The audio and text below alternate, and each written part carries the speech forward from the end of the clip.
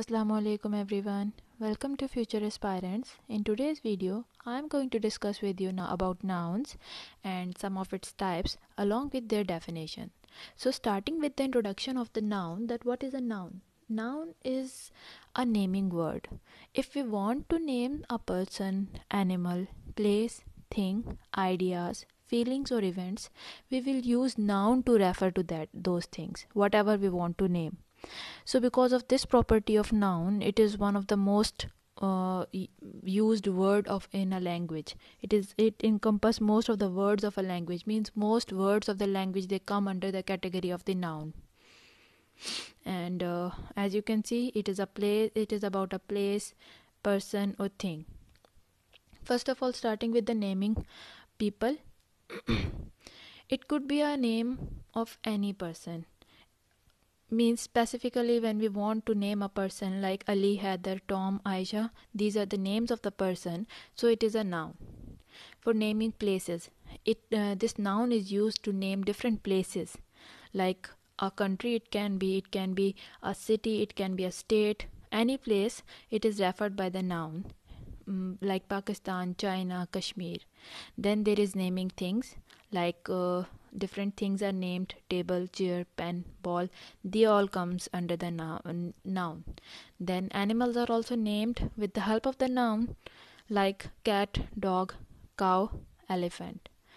And different feelings, different qualities, different ideas, name, they also, when we want to give them a name, we will use the noun to give them a name. A name for an idea, a name for feeling, a name for qualities like happiness, excitement, joy, fear, strength, beauty. They all comes, when we want to name them, we will use the noun. Now we are going to talk about the different types of noun, that are common noun, proper noun, abstract noun, concrete noun, countable noun, non-countable noun, compound noun, and collective noun. So first of all, starting with the proper noun, a name which refers only to a single person, single place, or a thing. Means whenever we want to call someone or tell someone about some specific thing, specific person, specific place, so we will use this proper noun. And this proper noun, it always starts with the capital letter, because it is a name of a person, a place, or a thing. For example, you can see over here Mr. Smith with capital S, Mrs. Jones, John, Anna. They all are proper nouns, and they all are starting with a capital letter.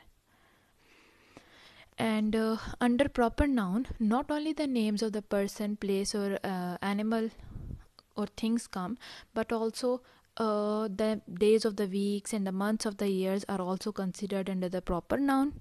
And the name of festival and special days, they are also considered under the proper noun. Along with them, the names of buildings, mountains, rivers, and seas are also considered under the proper noun. For example, I'm going to tell you about some of the sentences that we use some of the sentences in which we are using these proper nouns. River Nile is very long. Here River Nile is a proper noun, so you can see both of these first letters are capital. Then I have seen the Great Wall of China. The Great Wall of China is also a name of place, so it is a name of building. It is also starting, all of these words are starting with the capital letter. Then we will celebrate Mother's Day. Mother's Day is an event. It is like a festival, some special day. So it is also starting with the capital letter, Mother's Day. Every Sunday my friends visit me. Here's Sunday. This is the day of a week. So it is starting with a capital letter. My cousin lives in Norway. Norway is the name of a place. It is a proper noun. That is why it is starting with capital letter.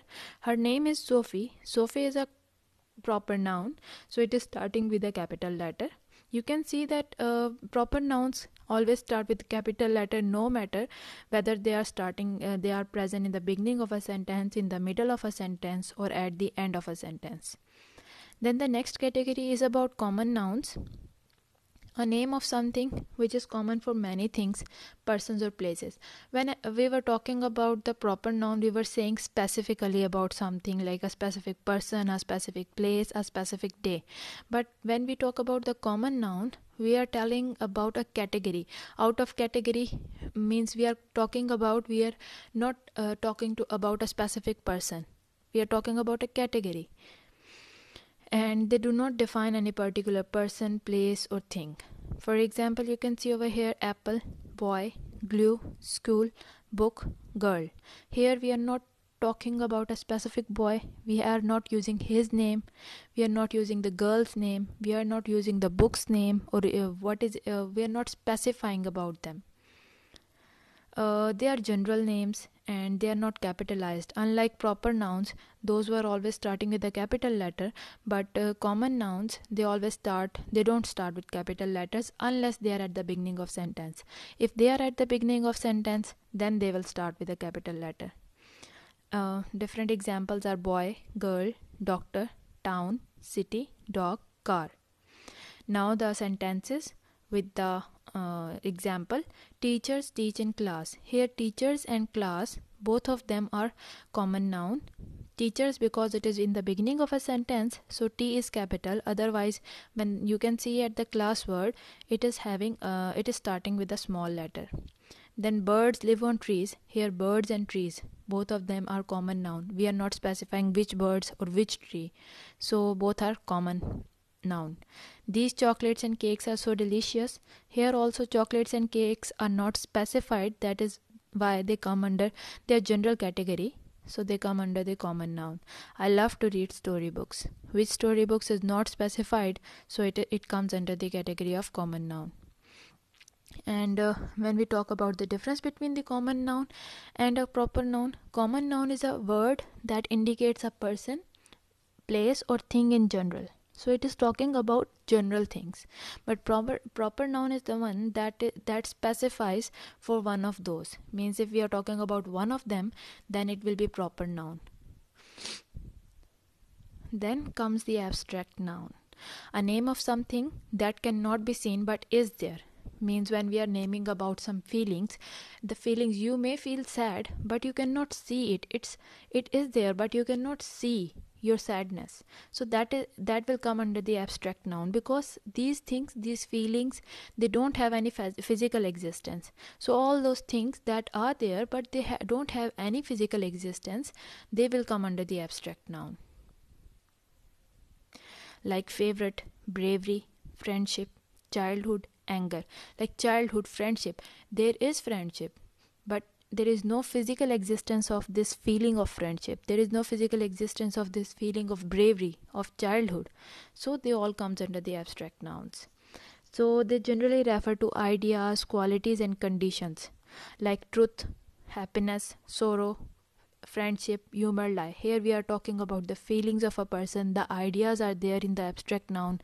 The qualities of a person, like beautiful, sad, honest, these all are coming under the abstract noun. There are some more examples like wisdom, anger, bravery. We cannot see them. They have no physical existence, but they are there. So they are abstract nouns. Then next come the concrete nouns. Concrete nouns are the opposite of abstract noun. As I told you, abstract nouns are those nouns that don't have any physical existence, but they are there.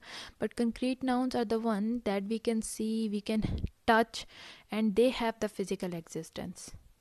Like chair, table, bat, ball. Then comes the next category of the noun, that is countable noun. The nouns, as you can see from the name only, that the nouns that can be counted. There are many different things like ball, bat, that we can count. They comes under the category of the countable nouns. So most of the nouns from the different categories, they come under this category of countable nouns. And these countable nouns, when we are referring to them, when we are using them in the sentence, they may take an article like a, and the. The different examples of countable nouns are chair, table, ball, pen, etc. Then I'm going to tell you some of the sentences that are using the countable nouns. My father has 2 cars. Here cars is a countable noun. That is why we are counting it 2 cars.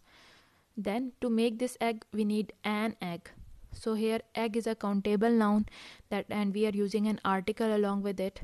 There are 4 milk bottles in fridge. We are talking here about the bottles. 4 milk bottles in the fridge. I need an umbrella to get out of in the rain. So an umbrella, it is a countable noun and it is using an article an. And we also use in some conditions, in some special conditions, we use the for singular nouns. Normally we use a or an to mention a singular noun, but in some special conditions we will use a word the for singular nouns, and those nouns are unique. For example, the earth, the sun, the moon. These are singular nouns, but they are unique, and because of their uniqueness we will use the article the with them. Then comes the uncountable nouns, the nouns that cannot be counted. Some things cannot be counted. You will see the examples soon. They are also known as mass nouns. We cannot count them. For example, water, oil, salt, sugar, milk. Whenever we are talking about like salt or sugar, we always mention them in tablespoon or teaspoon. We will never tell that give me 2 pieces of salt, give me 2 grains of salt. That is, they are never mentioned, and we cannot count them. In 1 tablespoon there are many and many of these grains of salt, many and many grains of sugar, so we cannot count them. That is why we will use other words to tell about them, to measure them. Similarly, water, I cannot say give me 1 water. That is an incorrect sentence. If I use this sentence, instead I will say give me 1 glass of water or give me 1 jug of water. So here we will use some other things to measure them. We will not count them and tell. The different examples are a glass of milk, a jar of sugar, a jug of water, a jar of jam, a little, plenty, and a bowl of. These words are used to tell about the uncountable nouns. Here you can see in all the examples we have not mentioned here a milk or a sugar or a water or a jam. We have used some other things to tell about their quantity. And these uncountable nouns, they can be measured, but they cannot be counted. We cannot count them. We cannot count milk. We cannot count oil. We just can measure them, and when we refer them to other people, or tell about them to other people, we will talk about their measurements, not their counting. And they do not have any singular or plural form. And when we compare other nouns with non-countable and countable nouns, the abstract nouns and the proper nouns are always non-countable nouns. Means abstract nouns like sadness, happiness, beauty, these all are non-countable. Similarly, proper nouns, they are also uncountable. There are many. When we say boys, there are many and many boys. We cannot count them. Similarly, the common nouns and the concrete nouns, they can be countable and uncountable also. They lie in both the situations. Then there are collective nouns. Collective nouns are a word for a group of things, people, or animal. Means sometimes we refer to a group of people as one singular noun, with one singular noun, like a class of juniors, a class of seniors, a class of science. So here a class of science, many different students will be there in the class, but we are mentioning it with one single noun. That noun that is used to refer to a group of people, it is called as a collective noun, and it will represent a whole, complete whole, a whole class, not some specific persons in that class. Examples of some of the words are a family, team, jury, cattle. Although there will be many members in the family, but when we are referring to this collective noun family, we will use a family. A family of 5 persons were traveling through the bus. And we can also write families were traveling, 5 families were traveling through the bus. So they can be plural or as well as singular. Some examples are a flock of sheep. So here many sheep are there in a flock, but when we mention by the sheep by the flock, we will put that as a singular. Then a shoal of fish. These are some special words for some special animals and some special things to call them. For sheep, that was flock. For fish, that is a shoal. For sailors, that is a crew of sailors. For judges, a panel of judges.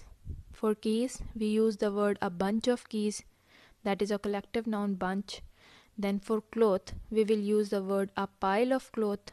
So here these are the different examples of the collective nouns. Then comes the compound noun.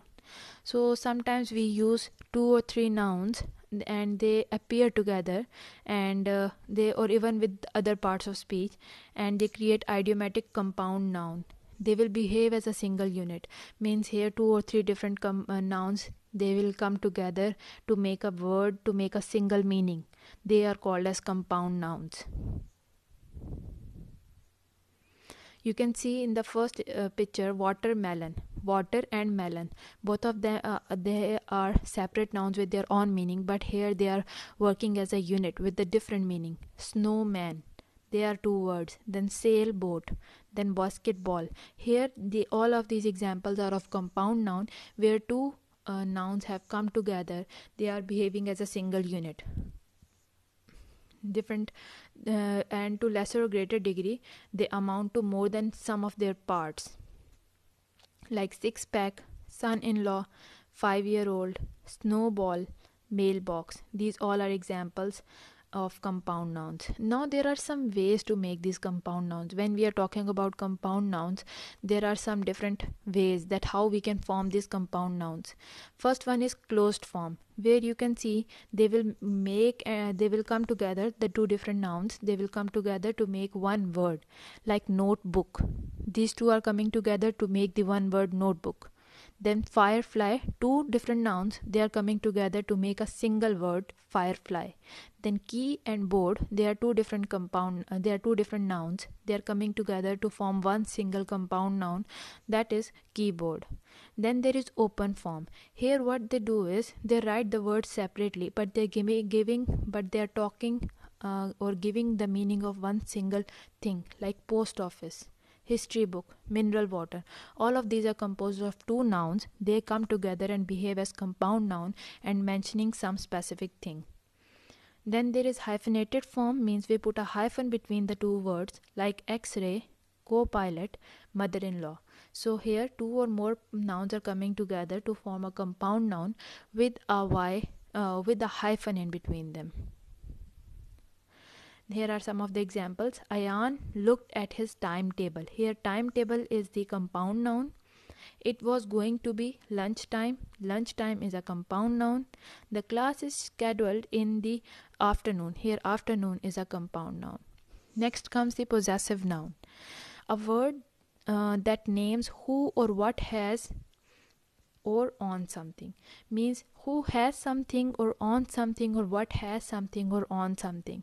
It is showing about the possession of someone, about the ownership of someone. So to write the possessive nouns, we use an apostrophe and we put an s after the apostrophe. And to form the possessive of most singular nouns, we will use this apostrophe and then put s. But in the case of plural nouns, we will just put an apostrophe at the end and no need to put another s. As you can see in the picture in the background, the boy's kite and the girl's balloon. Here these sentences are showing the ownership of boy, that the kite belongs to the boy. For that reason, we put an apostrophe after the word boy, who is the owner, and then put an s. Similarly, the balloons belong to the girl, so that is why to show ownership of the girl, we put the apostrophe after the word girl and then we put s. This is Bob's skateboard. So here the skateboard belongs to Bob. So the possessive noun is written like this. Alicia's homework was not checked. So here Alicia, the homework belonged to Alicia. So that is why to show ownership, we put an apostrophe and an s. We should not harm the bird's nest. Here the birds are already in the plural form, so we don't want to put another s. So we will just put apostrophe. No need to put another s after the apostrophe. Then comes the next category of noun, that is number noun. Number nouns denote one or many things. There are 2 kinds of number nouns, singular number noun and plural number noun, like 1 toy, 3 balls, 5 dogs. Then there are some rules that how we form the number nouns. The rule number 1 is when a singular noun ends with a y, we will remove the y, and before the y there is a consonant like except a, e, I, o, u, all other words. So here in the word city, y is the last letter. Before y there is t, that is a consonant, that is not a vowel. So we will remove the y and we will put e, I, e, s. Similarly, lady, d is consonant, d is ending with y, so we will remove the y and add I, e, s, ladies.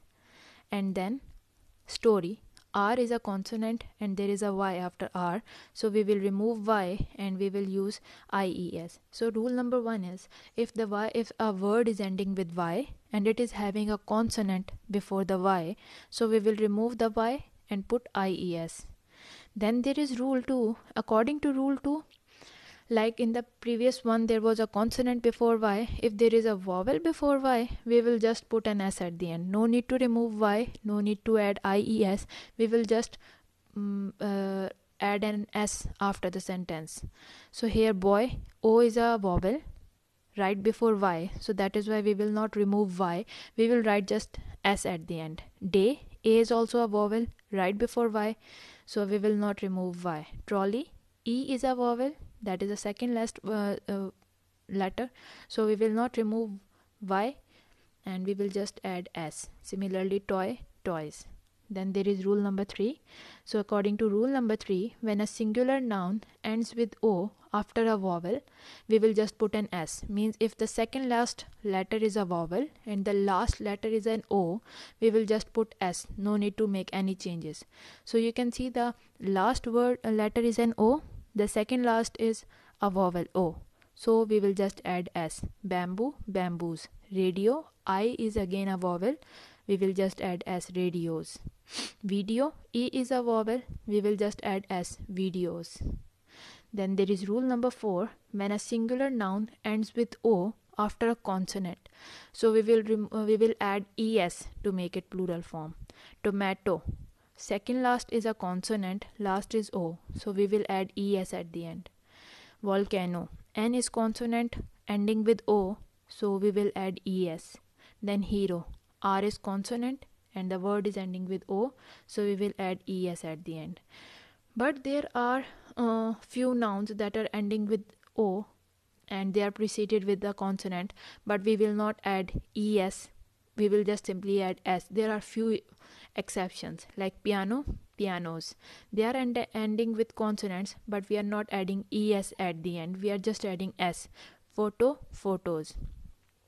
Then comes the rule number 5, that if a singular noun ends with the sounds that are like s, then we will add es to make it plural. If already the s sound is coming at the end of a singular noun, then we will add es at the end, like box. So s sound is coming at the end of the word, so we will add es at the end, boxes. Similarly, watch, watches. Then dress, dresses. Then quiz, quizzes. These are the some of the words, except as if sh, these words are coming also in the end, then also we will add es at the end of the plural form. Then there is rule number 6, that if a singular noun ends with f or fe, we will change that f into v and f. If a singular noun ends with f or fe, we will change the f into v and add es at the end. Like life, it is ending with fe, we will remove f, e, and we will add ves. Similarly, calf, f, it is ending with f, we will remove f and we will add ves at the end. Then there is loaf, it is ending with f, we will remove the f and we will add ves at the end. Then there is knife, it is ending with fe, so we will remove fe and we will add ves. So these are the rules. Here in rule number 6, if a word is ending with f or fe, we will remove them and use the word v and es. Then there are some irregular plurals that are not plurals of some nouns, they remain the same. For example, fish, its plural is also fish, singular is also fish. Deer, singular and plural both are deer. Cattle, singular and plural both are cattle. Sheep, singular and plural both are sheep. Bison, both are same, singular and plural. But there are some other plurals. Plurals of some nouns are totally different from their singular form. For example, mouse, plural is mice. Ox, plural is oxen. Cactus, plural is cacti. Child, plural is children, and man, plural is men. So here these plurals, they don't follow any rule, so there are some exceptions that are not following any rules. Then there are some nouns that are always, we always use them in the plural form only, there are no singular forms for them. For example, jeans, pants, shorts, tongs, scissors, hair, and glasses, sunglasses. Then comes another noun, that is when we talk about the noun on the basis of their gender. So let us see, nouns can be divided into masculine and feminine. Masculine nouns represent males. Different nouns are used for representing males, like boys, men, and male animals like prince, man, king, lion, cock. These nouns all are representing males. Whenever we see these nouns, we hear these nouns, we know that the other person is talking about some male person. Then there are feminine nouns, and they represent the females, like girls, women, and female animals. For example, princess, woman, queen, girl, hen. And then there are some nouns that represent both of them. By listening to them only, by not knowing the detail, we cannot guess about what gender the other person is talking about, whether they are males or females. Like children, they don't specify whether male children or female. Like artist, principals, teacher, singers, lawyers. So these are the group words, means here it is not specified that whether the next person is talking about a male or a female. Then there are functions of noun. The nouns can be used as a subject. What are the functions, means how they can be used? They can be used as subject, they can be used as direct object, as an indirect object of a verb, as an object of preposition, as an adverb, or an adjective. I will tell you about all of these functions by the help of example, and they can also show possession that I told you in the previous slides. So let us see how the noun is used as a subject. Like the company is doing great. Here the company is the subject and it is also a noun. Roses are the flowers of love. Here the noun roses is also a subject, means about which we are talking, which thing, that is a subject. Then the direct object.